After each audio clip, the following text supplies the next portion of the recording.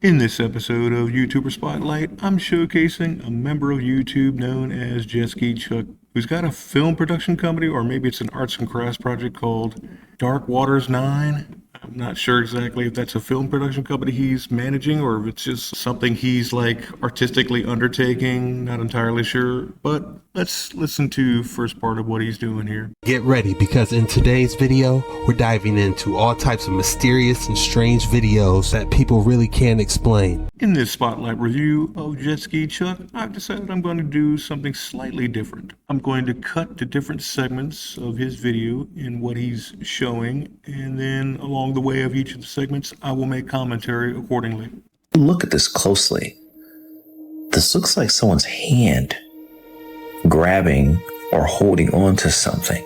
Hamilton talked about the Dulce facility, and I've also heard about, genetic engineering programs at Area 51. Yeah, there's no question that Dulce exists. I was the one that kind of led the research on that. I think we have found who brought the last reset. I got some old dictionaries and looked for the word dinosaur. Even in 1891, the word was not in the dictionary.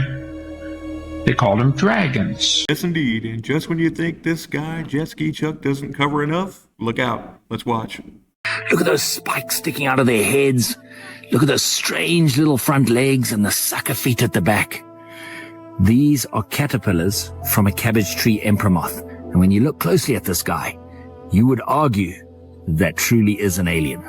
Explaining the iceberg of cryptobotany, basically plant cryptids. First up, we got the mandrake root. So this is one of the oldest, most famous mythical plants that was said to be extremely valuable for its medicinal properties. What's really weird about this thing is that this was a real plant that had a weird human body looking root shape. And so because of this, there was a legend that if you got too close to it whenever you pulled it out of the ground, this root that looked like a human would emit a crazy, deadly scream that could kill you or drive you insane. And there's even some historical accounts of this legend from the 10th century where they describe techniques where you should use a dog and tie it around the root and get it really hungry and then throw food in one direction and let the dog pull the root out so it doesn't hurt you. Do folklore. So kudzu, is the vine that ate the South. It is this really invasive vine that grows really, really fast, like a foot a day, and can completely consume entire forests or houses. But there is this superstition about this vine, about how if you leave your window open at night in your bedroom, the vine might creep in and strangle you in your sleep. Death flower of Sumatra. So this plant is said to suffocate or poison people that get too close to it, according to the legend. Explorers that first found this thing described the smell as overwhelming and corpse-like, which contributed to its deadly reputation. Of course, this legend is linked to a real-life plant called Rafflesia arnoldii, which is a very famous plant for being extremely rare and producing the world's largest flower that smells like rotting stuff. Next up, we got carnivorous seaweed. So stories about carnivorous seaweed have been very popular throughout sailing folklore and that sort of thing, specifically in the Sargasso Sea region, which is this really weird area in the sea that's like a place in the middle of the ocean that's 3 to 6 foot higher than the surrounding water, which is really weird in general. This area in the ocean is famous for these massive amounts of sargassum seaweed, which is this dense brown plant. And so because this is here and because a lot of boats go missing in this area, stories have emerged of these encounters with this dense seaweed that could entangle sailors on boats and even pull them in and wipe out entire crews, as they actually have found empty ships floating around in this water and entire crews gone without a trace. Rock softening plant. So this was this legend that claims that there is this plant that does this chemical softening to stones that can make them moldable like clay. It's often tied to the Incan culture because those people were extremely good at precisely fitting large stones, and so explorers kind of came about with this legend about how they would find these plants that could soften rock, and they'd even go on about how birds would use them to burrow in the stone. Nicaragua vampire vine. So this thing is called by the natives as the devil's snare. It was reported back in 1890 about this vine that supposedly could drain the life liquid from anyone who touched its bark or thorns. This guy named Dr. Dunstan, who was a naturalist, claimed that animals were found dead nearby, pierced and drained by this plant. But he wasn't able to study this plant because it was so difficult to handle. And anyways, this plant was described as having these needle-like structures that functioned as syringes. The vegetable land of Tartary. So this was a really famous weird thing in medieval culture and such, about how there was this really weird plant that had this long stem that grew a living creature on it. Specifically, it was a lamb that was the fruit that this plant grew, that was tethered by a stem, and that this lamb would walk around and graze on the vegetation around this plant until it would just starve because it can't keep moving. And medieval travelers and scholars actually treated this as a real organism that was out there, but it seems like they were just trying to explain cotton plants. Last one, we got the man-eating tree of Madagascar. So this was this strange legend about this tree that could capture and consume humans with these tentacle-like leaves. The reason why this got popular was there was this newspaper in 1874 called the New York World that published this story as if it was a new discovery. This article included this gruesome description about this woman that was fed to this plant by members of her tribe in Madagascar, and it was supposed to be like a sacrifice, and the story goes on about how these people worship this tree, and to appease it they had to give it a person every so often. Now moving on, we get to the next segment, and hopefully you'll enjoy. Let's watch. According to Hopi tradition, the Grand Canyon isn't just a canyon, it's a portal, a gateway to the underworld. They call it Sipapuni, the place where the first people emerged after a great cataclysm. The Hopi believe that humanity was destroyed and reborn not once, but 3 times, each time saved by mysterious underground beings known as the Ant People. These ant people weren't insects. They were described as small, pale-skinned humanoids with large eyes, who lived in vast subterranean cities beneath the earth.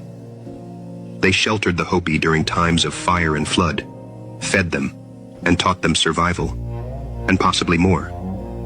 In some versions of the myth, the Sky People, described as gods who descended in flying shields, guided the Hopi to the Ant People and then returned to the stars. Exactly, folks. And these indigenous peoples from the area of the Grand Canyon, since their original crossings from their place of origin, have all of the wisdom in their oral traditions that speak nothing but the truth and honest, pure history of this land, of this planet. The Nagas of India, reptilian underworld dwellers with immense knowledge and power. The Dragon Kings of Chinese mythology, who ruled from crystal palaces beneath the earth. The Watchers from the Book of Enoch, who descended from the sky and were later buried underground after corrupting mankind.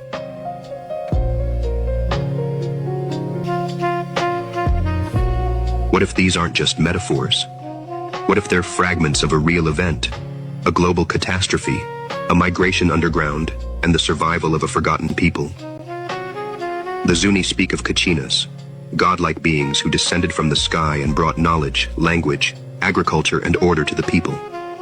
But when their time was over, the Kachinas retreated into the earth, where they remain in vast underground chambers, hidden until the world is ready again. The Acoma Pueblo holds similar beliefs, of divine teachers who did not come from this land, but who shaped it, then vanished into sacred mountains and deep caverns to sleep. And in nearly every one of these traditions, the sacred lands are located around one specific place, the Grand Canyon. And speaking of oral traditions, in the western end of the country with the Indian peoples, their oral traditions go back probably 75 or 100,000 years, ever since their original crossings, as I mentioned earlier in time. We'd like to think that they were true storytellers, and they were. So it continues. Red Shields are the most famous family in the realm, but fame isn't power. 13 families hold it all. You only know one. Their names never appear in chronicles. Their faces never painted. Almost all are goblins. They make up 0.2% of the realm, yet own it almost entirely. Together, the 13 forged 4 great chains. The first chain controls all food. They poisoned the soil, made seeds that wither after one harvest. Now every harvest requires their blessing. The second chain controls all movement. They own the black goo. Every cart, ship, and forge requires it to move. They've started wars just to raise the price. The third chain controls all coin. They built eternal debt. Their private vaults print public coin. Kings borrow what goblins conjure from nothing and owe it back forever. The fourth chain controls all healing. They seized every cure, made sickness a subscription. Healing exists, but only for those who can pay forever. 4 chains, invisible to most, wrapped around everything. And the people believe they are free, because chains you cannot see are chains you cannot break. Yes, indeed, folks. That does indeed sound like the modern-day Rothschild family, those globalist, Zionist, asshole pieces of shit. I hope they all get what's coming to them. And finally, their globalist-ass bullshit comes to an end. But anyway, moving on. We have both seen the film that was taken out of the Dulce facility. Why would somebody make pictures like this showing the creation of some sort of alien being? And this is a facility. This is a facility that's run by the United States government. I mean, with your tax money. Hamilton talked about the Dulce facility. I've also heard about, genetic engineering programs at Area 51. Yeah, there's no question that Dulce exists. I was the one that kind of led the research on that. I was at a meeting in Crestone, Colorado, and Tom Adams handed me a letter from a lady who lives in Las Vegas, and she was the one that tipped us off that this thing exists. She knew the location of some photos and videotape that had been taken inside Dulce by a guard who escaped during what they call the Dulce Wars of 1979. He used to contact her every 6 months, and he said, if I ever miss contacts 2 in a row for a year, you can go after this box, which they had hidden somewhere here in Nevada, that contained 6 minutes of videotape, 25 black and white photos, and some other documentation about what went on in Dulce. I think we have found who brought the last reset. He said what was really happening back then. This shit looked like Star Wars. I think we have found what brought the last reset. This video is from the Vatican, hidden from us all. However, the truth must be revealed and always come to the light. Pyramids, as you see here. Step pyramid of royalty. Star Wars. It was a battle going on. No, this is not Star Trek from Hollywood. This is the real deal. And it's spectacular, as we all see here. It's amazing, the technology that we had back then. And our ancestors was letting us know that we had all this advanced technology through their showings on walls throughout the world.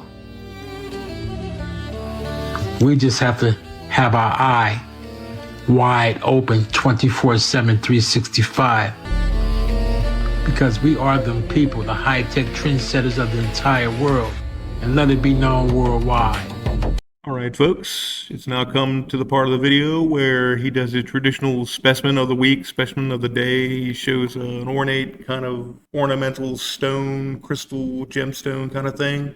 And I've seen a number of them in the past videos that he's done. They're very lovely. They're very beautiful indeed. It's that time of the day again. If you thought I wasn't going to hit you with another excellent specimen of the day today, think again.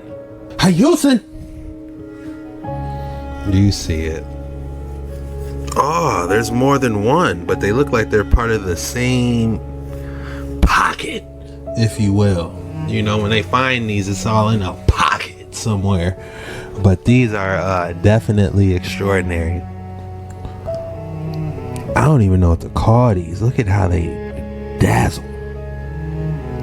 I know what I'm gonna call it. If I had to rate one of these, I would say that one or that one or that one. If I had to rate one of these, the best one out of all of them, I like that one too. I would have to call it. No, the rating I would give this is I'll give this a 9.5. This is up there, guys.